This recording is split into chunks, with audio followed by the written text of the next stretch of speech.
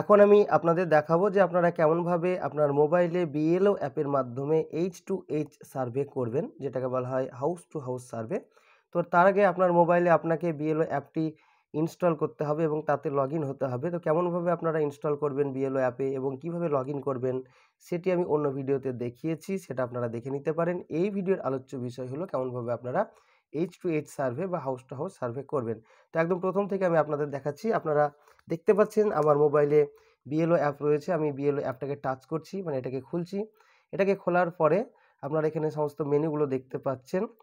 এবার এই H2H survey শুরু করার আগে আপনাকে আরও একটি ছোট্ট কাজ করে নিতে হবে। সেটা হলো ওপরে একদম বাম দিকের কোণে দেখতে পাচ্ছেন ৩টি দাগ রয়েছে। ওই ৩টি দাগ আপনাকে স্পর্শ করতে হবে। এখানে স্পর্শ করার পরে আপনারা এই যে অপশনগুলো দেখতে পাচ্ছেন, হোম, তার নিচে প্রোফাইল, তারপরে বিএলও পত্রিকা, এফএকিউ, তারপরে রয়েছে দেখতে পাচ্ছেন ইলেক্টর ডেটা সিঙ্ক। এই ইলেক্টর ডেটা সিঙ্ক এই অপশনটাকে আপনাকে টাচ করতে হবে।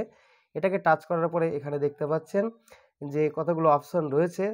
প্রথমে রয়েছে দেখুন অনলাইন, বাম দিকে এটা অটোমেটিক সিলেক্ট হয়ে আছে, ব্লু কালার হয়ে আছে, এবং ডান দিকে দেখতে পাচ্ছেন অফলাইন। তো এই অনলাইন মোডকে আপনাকে আগে অফলাইন মোড করে নিতে হবে। এর জন্য আপনি অফলাইন এখানে টাচ করবেন। এখানে টাচ করার পরে নিচে যে অপশনগুলো দেখতে পাচ্ছেন, প্রথমেই যে অপশনটা আপনারা দেখতে পাচ্ছেন যে টোটাল ইলেক্টর ডেটা, এখানে আমার টোটাল যে ভোটার 803 জন সেটা দেখাচ্ছে। তো এখানে আপনারা দেখতে পাচ্ছেন যে সিঙ্ক নাও, এই সিঙ্ক নাও এই অপশনে আপনাকে ক্লিক করতে হবে বা টাচ করতে হবে। এইখানে টাচ করার পরে আপনার যে সমস্ত ভোটারগুলো রয়েছে আপনার বুথে, সেইগুলোর ডেটা এখানে সিঙ্ক হয়ে যাবে। এই কাজটা করে নেওয়ার পরেই কিন্তু আপনি H2H সার্ভে করতে পারবেন। তো দেখতে পাচ্ছেন যে আমার ডেটা কথা বলতে বলতে সিঙ্ক হয়ে গেল। এর নিচে আরও কিছু অপশন রয়েছে, সেই অপশনগুলো আপনারা সিঙ্ক করে নিতে পারেন। তো আমি এখানে আপনাদের সিঙ্ক করে দেখাচ্ছি। তো দেখতে পাচ্ছেন পরের যে অপশনটা ছিল সেটাকেও আমি সিঙ্ক করছি। তো H2H সার্ভে করতে গেলে এইগুলো সিঙ্ক না করলে হবে, তবে প্রথমকার অপশনটা আপনাকে অবশ্যই সিঙ্ক করতে হবে। তো প্রথম অপশনে ছিল টোটাল ইলেক্টর ডেটা, তারপর রয়েছে টোটাল ভেরিফাইড ইলেক্টর ডেটা। মানে অর্থাৎ আপনারা দেখতে পাচ্ছেন যে এখনও পর্যন্ত আমি মাত্র 12 জনকে ভেরিফাই করেছি 803 জনের মধ্যে। এবার নিচে রয়েছে H2H সার্ভে স্ট্যাটাস, এখানে আমি কটা বাড়ি এখনও পর্যন্ত সার্ভে করেছি সেটা দেখাচ্ছে, দেখতে পাচ্ছেন মাত্র 3টি বাড়ি।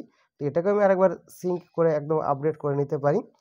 এবার এখানে একটা কথা বলে রাখি, এই কাজটা কিন্তু আপনারা দিনে একবারই করতে পারবেন। একদিন মানে যখন ডেটা সিঙ্ক করে ফেলবেন, তারপরে যখনই আপনারা এটা টাচ করবেন দেখবেন যে ডেটা অলরেডি সিঙ্ক। আপনারা দেখতে পাচ্ছেন, আমি টাচ করে আপনাদের দেখিয়ে দিচ্ছি যে ডেটা ইজ অলরেডি সিঙ্ক। তো এখানে আপনারা আর কিন্তু করতে পারবেন না, দিনে একবারই করতে পারবেন। প্রতিদিন যখন কাজ শুরু করবেন H2H সার্ভে, তার আগে একবার করে এটা করে নেবেন। এই কাজটা হয়ে যাওয়ার পরে আপনারা আবারও ওপরের বাম দিকে যে 3টি দাগ রয়েছে এই অপশনে যাবেন। এই অপশনে যাওয়ার পরে উপরে দেখতে পাচ্ছেন হোম, এই হোম বাটনে আবার ক্লিক করবেন। এইবারে আপনারা মেনুর মধ্যে দেখতে পাচ্ছেন H2H সার্ভে। এই H2H সার্ভে যে ঘরটা রয়েছে, মানে ঘর চিহ্ন আপনারা দেখতে পাচ্ছেন, এখানে টাচ করলেন। এইখানে টাচ করার পরে এবার আপনার সমস্ত ভোটারদের তালিকা দেখাবে। তো বাম দিকে দেখতে পাচ্ছেন নট ভেরিফাইড, আর ডান দিকে রয়েছে ভেরিফাইড। তো নট ভেরিফাইড অলরেডি সিলেক্ট হয়ে আছে, অর্থাৎ এই সমস্ত ভোটারগুলো আমাকে ভেরিফাই করতে হবে। আর যেগুলো ভেরিফাই হয়ে গিয়েছে সেগুলো আমি এখানে টাচ করে দেখে নিতে পারবো আমি কাকে কাকে ভেরিফাই করেছি। তো নট ভেরিফাইড এই অপশনটাতে আমি সিলেক্ট করে নিচ্ছি। আপনারা দেখতে পাচ্ছেন যে প্রথম যে হাউসটা দেখাচ্ছে আপনাদের, এখানে আপনারা যেটা দেখতে পাচ্ছেন যে এখানে টোটাল ভোটার রয়েছে 41 জন। এটা কিন্তু কোনোদিনই হবে না যে 41 জন ভোটার একটা বাড়িতে আছে, এটা কোনোদিনই নেই, মানে বাস্তবে নেই আমার বুথে। তারপরে 2 নম্বর বাড়িতে দেখতে পাচ্ছেন 594 জন ভোটার, এগুলো কিন্তু কোনোদিনই সম্ভব নয়। এবং এইটা কেন হয়েছে, এর কারণ হলো যে ভোটার লিস্টের যে বাড়ির নম্বর বা ঠিকানা, সেই ঠিকানাটা কিন্তু এই সমস্ত ভোটারদের স্ট্যান্ডার্ড ঠিকানা নেই। সেই জন্য কিন্তু এই সমস্যাটা হয়েছে বা এইগুলো দেখাচ্ছে। এদের তালিকা যদি আপডেট করা হয়, অর্থাৎ এদের ঠিকানাগুলো বাড়ির নম্বর সহ যদি আপডেট করা হয় 8 নম্বর ফর্ম ফিল আপের মাধ্যমে, তাহলে কিন্তু এগুলো ঠিক হয়ে যাবে। এগুলো আমি বাস্তব ক্ষেত্রেও দেখেছি। তো এখানে যেমন আছে আমি ভেরিফাই করে আপনাদের দেখাচ্ছি একটা ভোটারকে। আমি আপনাদের দেখাই যে পরিবারে ধরুন এই যে 994 জন ভোটার রয়েছে, আমি যদি এখানে ভিউ ফ্যামিলি মেম্বারে টাচ করি তাহলে দেখতে পাচ্ছেন ওই যে 994 জন ভোটার সবাইকে কিন্তু এখানে পরপর দেখিয়ে দেবে। তো এর মধ্যে থেকে আমি একটা ভোটারকে আপডেট করে দেখাচ্ছি। তো এইখানে যে সমস্ত ভোটারগুলো দেখছি তাদের যদি আমি আপডেট করতে চাই, মানে হাউস টু হাউস সার্ভে যদি আমি তাদের করতে চাই, তাহলে সেই ভোটারের নামের উপরে আমি টাচ করব। ভোটারের নামের উপরে টাচ করলে পরে সেই ফর্মটা ওপেন হয়ে গেল। দেখতে পাচ্ছেন যে স্টেটমেন্ট টু এক্সিস্টিং ইলেক্টর। তো এখানে আপনি এবার স্ক্রল করে করে নিচে নামবেন। প্রথমে দেওয়া রয়েছে তার নাম, তারপরে এপিক নম্বর, জেন্ডার, তারপরে রয়েছে রিলেটিভ নেম, তারপরে রয়েছে রিলেটিভ টাইপ রয়েছে, এরপরে মোবাইল নাম্বার, তারপরে ইমেল আইডি, এগুলো যদি দেওয়া থাকে তো দেখাবে, না দেওয়া থাকলে এখানে দেখাচ্ছে না। এগুলো ফর্ম 8 এর মাধ্যমে কিন্তু আপডেট করা যাবে। তারপরে বয়স বা ডেট অফ বার্থ, তারপরে যার যে সমস্ত নতুন ভোটারদের তথ্য আপনারা দেখবেন, সেই নতুন ভোটারদের ক্ষেত্রে এই যে ভিউ অ্যাটাচ ডকুমেন্ট যে অপশনটা রয়েছে, এখানে টাচ করলে কিন্তু আপনি কোন ডকুমেন্ট অ্যাটাচ রয়েছে তার নামের সঙ্গে সেটা কিন্তু দেখতে পাবেন। তো সেগুলো এখন আমি দেখাচ্ছি না। এবার দেখতে পাচ্ছেন নিচে একটু নেমে আসুন। নিচে নেমে আসার পরে আপনারা প্রথমেই দেখতে পাচ্ছেন যে on house visit applicant is found. House ভিজিটে অ্যাপ্লিক্যান্টকে কী অবস্থায় দেখা যাচ্ছে, তো এখানে প্রথমে দেখুন রয়েছে প্রেজেন্ট। তো তাকে মানে তিনি অবশ্যই বাড়িতে প্রেজেন্ট আছেন, তাই আমি এখানে প্রেজেন্টে টাচ করে দিলাম, মানে ওই ঘরটাকে সিলেক্ট করে দিলাম। তারপরে হচ্ছে ফটোগ্রাফ কারেক্ট কিনা, যদি কারেক্ট হয় কারেক্ট করব, আর যদি ইনকারেক্ট করি তাহলে নিচের ওই ঘরটা আমাকে টাচ করতে হবে, এবং নিচে কিন্তু একটা 8 নম্বর ফর্মের অপশন ওপেন হয়ে যাবে। আপনারা চাইলে সঙ্গে সঙ্গে কিন্তু 8 নম্বর ফর্মটাও তার বাড়িতে গিয়ে ফিল আপ করে দিতে পারেন এবং উপযুক্ত ডকুমেন্ট কিন্তু এখানে আপলোড করে দিতে পারেন। তো আমি সেগুলো করছি না, আমি এখানে কারেক্ট করে দিলাম। এরপরে রয়েছে the details of the elector on house visit আর, অর্থাৎ হাউস ভিজিট করতে গিয়ে ভোটারের ডিটেলস আমি সেম দেখলাম না নট সেম দেখলাম, অর্থাৎ সেম বা একই রকমের দেখলাম, তাই আমি এখানে সেমে টাচ করলাম। তারপর ডেট অফ বার্থ বা বয়স যদি সেম হয় তাহলে সেম করব, নট সেম হলে নট সেম করব। আর নট সেম করলেই কিন্তু আবারও 8 নম্বর ফর্ম আপনাকে ফিল আপ করে তার ডিটেলসটাকে আপডেট করিয়ে দিতে হবে। সেটা আপনি সঙ্গে সঙ্গেও এখনও করতে পারেন বা অফলাইন অনলাইন বিভিন্ন মোডে করতে পারেন, পরেও করতে পারেন। অ্যাড্রেস যদি ঠিক থাকে সেম করবেন, আর না হলে পরে নট সেম করবেন।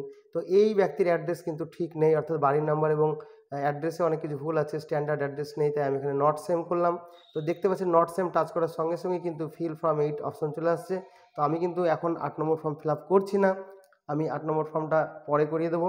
আমি এখন জাস্ট আপনাদের এই ফর্মটা ফিল আপ করিয়ে দেখাচ্ছি, মানে হাউস টু হাউস সার্ভে কেমনভাবে করবেন। তারপরে ওই ব্যক্তি কি পিডব্লিউডি অর্থাৎ হয়ে থাকে তাহলে ইয়েস হলে ইয়েস করবেন, নো হলে নো করবেন। এটা অলরেডি বাই ডিফল্ট নো হয়েই থাকবে, আপনারা এটাকে নিজেদের ইচ্ছা মতো করে নেবেন। যদি তিনি পিডব্লিউডি হন তাহলে এখানে ইয়েস করবেন, আর পিডব্লিউডি যদি ইয়েস করেন তাহলে এখানে আবার কত পার্সেন্ট পিডব্লিউডি পার্সেন্টেজ লিখতে হবে, তিনি কী ধরনের পিডব্লিউডি, নিচে দেখতে পাচ্ছেন অনেকগুলো অপশন রয়েছে, লোকোমোটিভ না ভিজুয়াল না ডিফ অ্যান্ড ডাম্প না ইফ অ্যানি আদার, সেগুলো আপনাকে এখানে উল্লেখ করতে হবে। এবং প্রয়োজনে আপনাকে ওই 8 নম্বর ফর্ম ফিল আপ করে তার যে বিকলাঙ্গতার ধরন সেটাকে আপডেট করে দিতে হবে। আপনারা জানেন যে এখন 8 নম্বর ফর্মের মাধ্যমে পিডব্লিউডি ভোটার হিসাবে কিন্তু চিহ্নিতকরণ করা যায়। তো আমি এটাকে নো করছি, অর্থাৎ তিনি পিডব্লিউডি নন।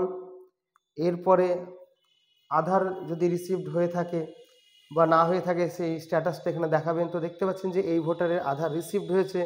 যদি নট রিসিভড হয়ে থাকে তাহলে আপনারা আবার এখানে কিন্তু আধার মানে লিঙ্ক করার জন্য, ভোটার কার্ডের সঙ্গে আধার লিঙ্ক করার জন্য 6B ফর্ম ফিল আপ করার অপশনটাও পেয়ে যাবেন, সেটাও করে দিতে পারেন। এরপরে নিচে দেখুন রয়েছে যে ইনফরমেশনের ট্যাবে above details are correct and verified, যদি কারেক্ট এবং ভেরিফাইড হয়ে থাকে অর্থাৎ আপনি যে সমস্ত ডিটেলসগুলো দিলেন তাহলে ইয়েস করবেন। তারপরে এবার রিমার্কের ঘরে যদি আপনি মন্তব্য কিছু লিখতে চান সেটা লিখে দেবেন। যেমন আমি এই ভোটারের ক্ষেত্রে লিখবো যে হাউস নাম্বার ইজ ইনকারেক্ট, এর হাউস নাম্বারটা ঠিক নেই, তো সেই জন্য আমি এখানে লিখে দিলাম হাউস নাম্বার ইজ ইনকারেক্ট। আর কিছু যদি মন্তব্য লেখার না থাকে, সব কিছু যদি ঠিকঠাক থাকে তাহলে আপনারা ওকে লিখে দেবেন। তারপরে এখানে ডান দিকে যে প্রিভিউ অপশন আছে, প্রিভিউ আপনারা টাচ করবেন। প্রিভিউ টাচ করার পরে পুরো ফর্মটা আপনারা এখানে দেখতে পাচ্ছেন। সেই ফর্মটাকে আপনারা স্ক্রল আপ বা স্ক্রল ডাউন করে দেখে নেবেন আপনারা ঠিকঠাক ফর্মটা ফিল আপ করলেন কি না। যদি কোনো রকমের ভুলভ্রান্তি কিছু থাকে তাহলে বাম দিকে এডিট বাটনে গিয়ে আপনারা এডিট করে নেবেন। আর যদি এটাকে সেভ করে রাখতে চান পরবর্তীকালে আবার এটাকে এডিট করবেন বলে, তাহলে সেভ হয়ে থাকবে। এটা কিন্তু ওই house to house survey draft লিস্টে পড়ে থাকবে, সেখান থেকে আপনাকে আবার ভেরিফাই করে নিতে হবে। যদি আমি সন্তুষ্ট হই যে হ্যাঁ ফর্মটা আমি ঠিকঠাক ফিল আপ করেছি, তাহলে কিন্তু আপনারা এখানে সাবমিট করবেন। সাবমিট করার সঙ্গে সঙ্গে আরও একটা আপনাকে কনফার্মেশন চাইবে। ধরুন আমি দেখাচ্ছি যে সাবমিটে টাচ করলাম, তখন দেখুন লিখছি attention, have you verified the entered information, আপনি কি এই সমস্ত ইনফরমেশনগুলো ভেরিফাই করেছেন সেটা জিজ্ঞেস করছে। যদি ইয়েস হয় তাহলে মানে সব যদি ঠিকঠাক হয় তাহলে ওকে করবেন, সঙ্গে সঙ্গে ফর্মটা সাবমিট হয়ে যাবে, এর হাউস টু হাউস ভেরিফিকেশন হয়ে যাবে।